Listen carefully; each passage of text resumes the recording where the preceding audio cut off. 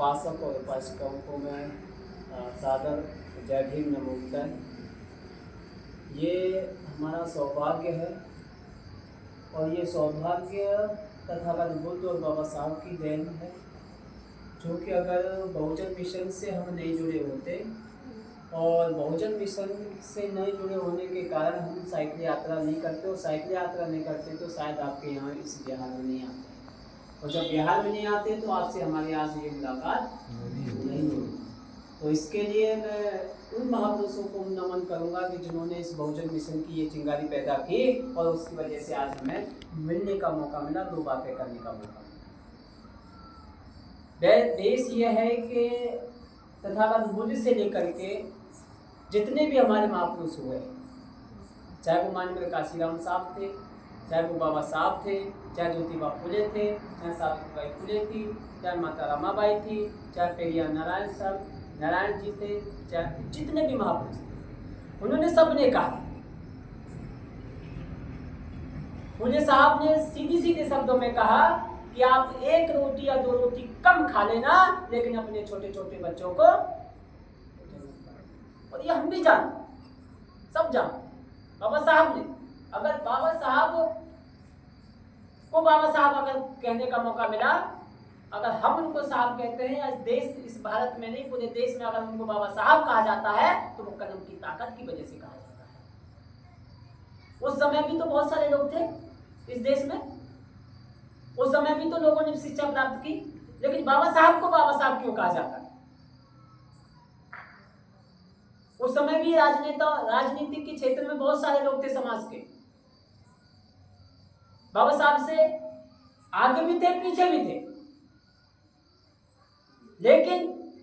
ऐसी कौन सी विशेषता रही, ऐसी कौन सी परिस्थिति रही, ऐसी कौन सी मजबूरी रही कि इस देश के उस समय के मनवादी व्यवस्था के लोग जब ये कह रहे थे कि बाबा साहब के लिए हम दरवाजे तो क्या, इस संविधान की खिड़कियां भी बंद कर देंगे, लेकिन क्या मजबूरी रही कि मजबूरन बाबा साहब के ही हाथों वो संविधान लिखना पड़ा, क्योंकि उस समय हमें दिख रहा था कि केवल और केवल बाबा साहब के रूप में ही एक ऐसा व्यक्ति है जो इस देश का सुसज्जित बेहतर संविधान लिख सकता है। और यह अंग्रेजों की शर्त थी कि आपके देश में एक ऐसा व्यक्ति है जो इस देश के संविधान को लिख सकता है,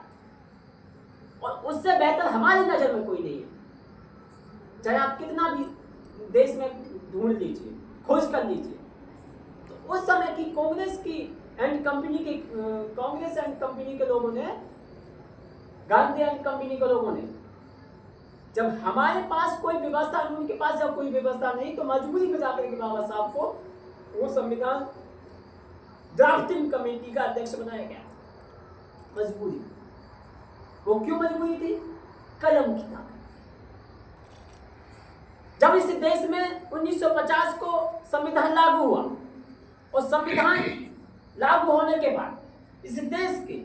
आधी से अधिक आबादी, जिसको हम 85% कहते हैं, उस समाज को, जिसमें गरीब, लाचार, बेबस, कमजोर, मजलूम, दिहाड़ी मजदूरी और किसान महिलाओं,